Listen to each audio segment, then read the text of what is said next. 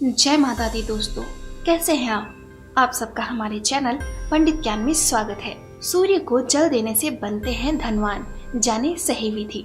सूर्य देवता को जल देने का जो नियम है वो किस प्रकार है कि वो आपके जीवन में उसी प्रकार धन का आगमन शुरू करे जैसे वो चमकते हैं, तथा उतने ही रूपवान आप भी बन जाए, उतने ही स्वस्थ आप भी बन जाए। आइए जानते हैं इसके बारे में, क्योंकि अगर हम सूर्य देवता को जल देते हैं तो उससे हमें बहुत ही ज्यादा फायदे प्राप्त होते हैं हमारे जीवन में। सबसे पहले जो सूर्य देवता है वो सभी ग्रहों में सबसे शक्तिशाली माने जाते हैं, क्योंकि सूर्य देवता के पीछे बहुत सी ऐसी धार्मिक कथाएं हैं और सबसे बड़ा कारण ये है कि वो पूरे संसार को रोशनी प्रदान करते हैं। शनि देवता भी उनके पुत्र हैं, तो सूर्य देवता की अगर कृपा होती है तो शनि की जो ग्रह से परेशान रहते हैं उससे भी मुक्ति मिल जाती है उन्हें। तो आइए आज हम जानते हैं सूर्य देवता को जल देने का महत्व और उनके तरीके।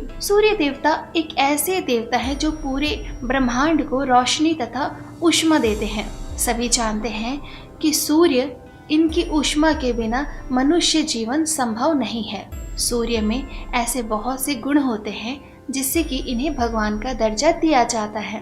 अगर आप पर शनि की दशा चल रही है, किसी वजह से कर्ज की स्थिति काफी बढ़ गई है और आप बहुत परेशानियों से घिरे हैं, आप रूपवान भी बनना चाहते हैं, धनवान भी बनना चाहते हैं, तो सूर्य देवता की आराधना करने से मनुष्य को सभी प्रकार के सुखों की जो कामना करते हैं वो प्राप्त होती है तथा उनके धन में वृद्धि होती है।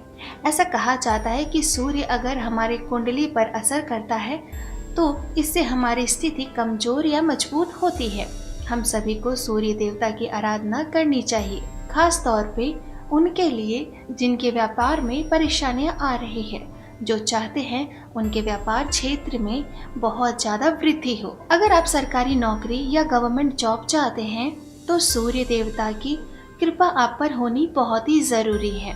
नौकरी प्रमोशन के लिए सूर्य देवता की जो कृपा है आप पर होनी चाहिए, जिसका सूर्य बहुत प्रबल होता है या सूर्य देवता की जो आराधना करता है, उनको जल देता है, उनकी पूजा करता है, उसके अंदर अपने आप ही धैर्य की भी जो हम कहते हैं वृद्धि वो होती है तथा अपने आप में वो इतना कर्मठ होता है कि उसमें हर किसी के सामने नेतृत्व करने की क्षमता होती है, बहुत ज्यादा बढ़ जाती है। आत्मविश्वास उनमें कमाल का होता है। जो सूर्य देवता जिनके प्रबल होते हैं या फिर जो सूर्य को जल देता है, उन व्यक्तियों का आत्मविश्वास बहुत ही ज्यादा प्रबल योग होता है। वो आत्मविश्वास के बहुत ही धनी होते हैं। तो सूर्य देवता के जो जल देने के सही नियम है वो है, सबसे पहले सूर्य को अगर जल देना है तो सबसे अच्छा समय सुबह का होता है। जब भी सूर्य उदय होते हैं उस समय से लेकर 2 घंटे बाद का जो समय होता है वो सबसे शुभ माना जाता है सूर्य देवता को जल देने के लिए। सूर्य जल से पहले मनुष्य का जो शरीर है वो पूर्ण रूप से साफ होना चाहिए। उसने स्वच्छ कपड़े धारण करने चाहिए। जूते या चमड़े की कोई भी वस्तु उसके शरीर पर ना होना चाहिए। अगर किसी कारणवश अगर आप बीमार हैं, सिर्फ मैं आपको ये नियम किसी कारणवश के लिए मैं बता रही हूँ। अगर आप बीमार हैं और नहा नहीं सकते हैं तो आप स्वच्छ कपड़े पहनकर हाथ मुंह धोकर भी सूर्य को जल दे सकते हैं, क्योंकि कई लोगों का नियम होता है जीवन में कि वो सूर्य को जल अर्पित किए बिना ना तो भोजन ग्रहण करते हैं और ना ही उनका दूसरा जो दिनचर्या होता है वो शुरू करते हैं।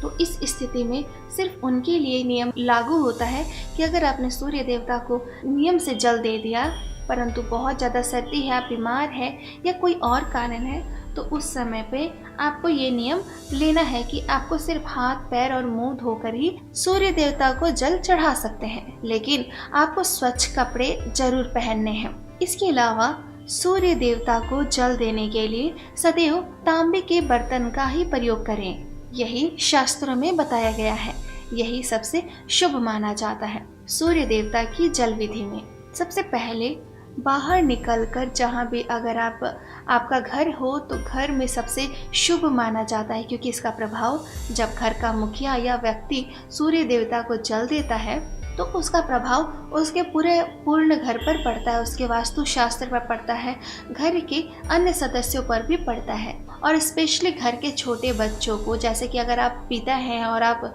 सूर्य को जल दे रहे हैं तो उसका उतना ही प्रभाव आपके बच्चों पर भी पड़ेगा, क्योंकि बच्चे बहुत छोटे हैं, बच्चे अभी शुरू नहीं कर सकते सूर्य देवता को जल देना। तो आपकी कृपा से आपके बच्चों को भी बहुत ही ज़्यादा सुफल प्रदान होंगे।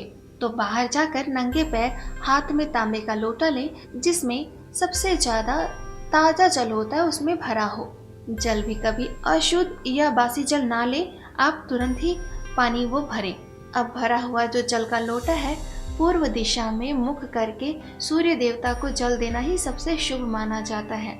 दिशा का बहुत ही ध्यान रखना चाहिए हमें, क्योंकि दिशा हमारे जीवन में बहुत ही महत्व रखती है किसी भी कार्य को करने के लिए। आप जब भी सूर्य देवता को जल दें तो पूर्व दिशा की ओर मुख करके ही आपको जल देना है। किन्हीं प्राकृतिक कारणों से या आपके घर की पूर्व दिशा के सामने कोई मल्टी बनी हो, कोई ऊंचे दरख्त है, घर है, तो आपको सूर्य भगवान के दर्शन नहीं हो रहे।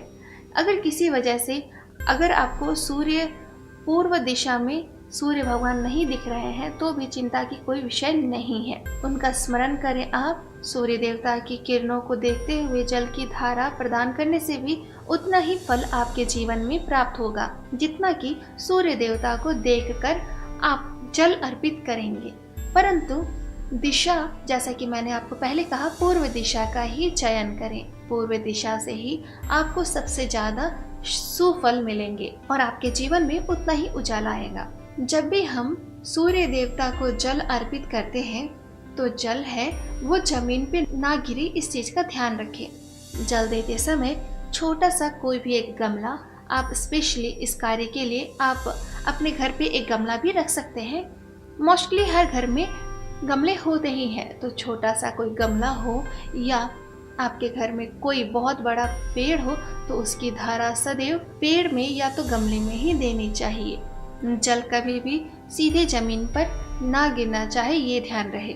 जब भी आप जल अर्पित करें तो सूर्य देवता को देखते हुए अर्पित करें। जब आप उन्हें देखते हुए सूर्य देवता को जल देते हैं तो ऐसा कहा जाता है कि उनकी पावर आपके मनुष्य जीवन में उसकी ओर खींचती जाती है। यानी मनुष्य शरीर भी काफ़ी पावरफुल है।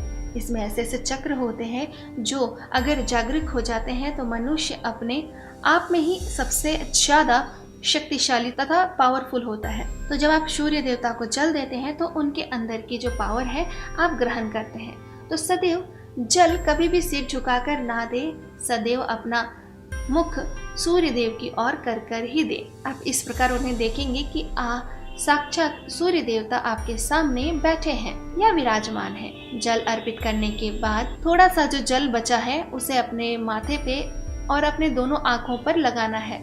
जो आपने जल अर्पित कर दिया है, अपने हाथ जोड़े हैं, उसके बाद आपको ये जल अर्पण के बाद जो पौधा है वहाँ पे थोड़ी सी 2 बूंदे या 3 बूंदे जल बचा हो उसे अपने सीधे हाथों की उंगली से और अपने माथे पे तथा दोनों आंखों पर लगाना है। ऐसा करने से सीधे सीधे सूर्य की शक्ति आप ग्रहण करते हैं। जब भी सूर्य देवता को जल दें, लोटे में सदैव एक पुष्प रखें। छोटा फूल हो, बड़ा फूल हो, फूल कोई भी हो चलेगा, परंतु एक छोटा सा पुष्प जरूर रखें। खाली जल कभी भी सूर्य देवता को ना चढ़ाएं, ऐसा नहीं करना चाहिए। सूर्य देवता को जल देते समय आपको एक मंत्र उच्चारण करना है। अगर ये मंत्र आप साथ साथ में बोलकर जल देते हैं तो ये मंत्र अभिमंत्रित हो जाता है।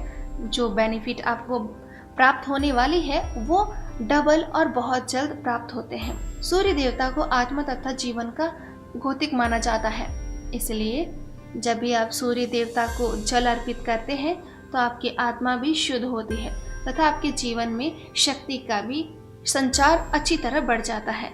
व्यक्ति निरोगी भी रहता है। सूर्य को हड्डियों का कार्यग्रह माना जाता है। उन्हें जल देने से व्यक्ति की हड्डियां बहुत ज़्यादा मजबूत हो जाती हैं तथा जिन व्यक्तियों की अपने पिता से बहुत ज़्यादा अनबन रहती है, वो अगर ये कार्य करते हैं तो पिता पुत्र का जो रिश्ता है वो सदैव बना रहता है। अगर आप अच्छे राजनेता बनना चाहते हैं आप किसी चीज़ के अधिकारी बनना चाहते हैं, प्रमोशन चाहते हैं, क्योंकि धन का आगमन आपके व्यापार से या आपकी नौकरी से ही आएगा। सूर्य देवता को जल देने से आपका पक्ष मजबूत होता है, आपका व्यापार पक्ष में उन्नति प्रदान होती है तथा आपके जीवन में प्रमोशंस बहुत जल्दी जल्दी होने लगते हैं, क्योंकि सूर्य देवता उच्चता होकर आपको सुफल ही प्रदान करते हैं। इस प्रकार आपके जीवन में जो धन का आगमन है वो अपने आप ही शुरू हो जाता है।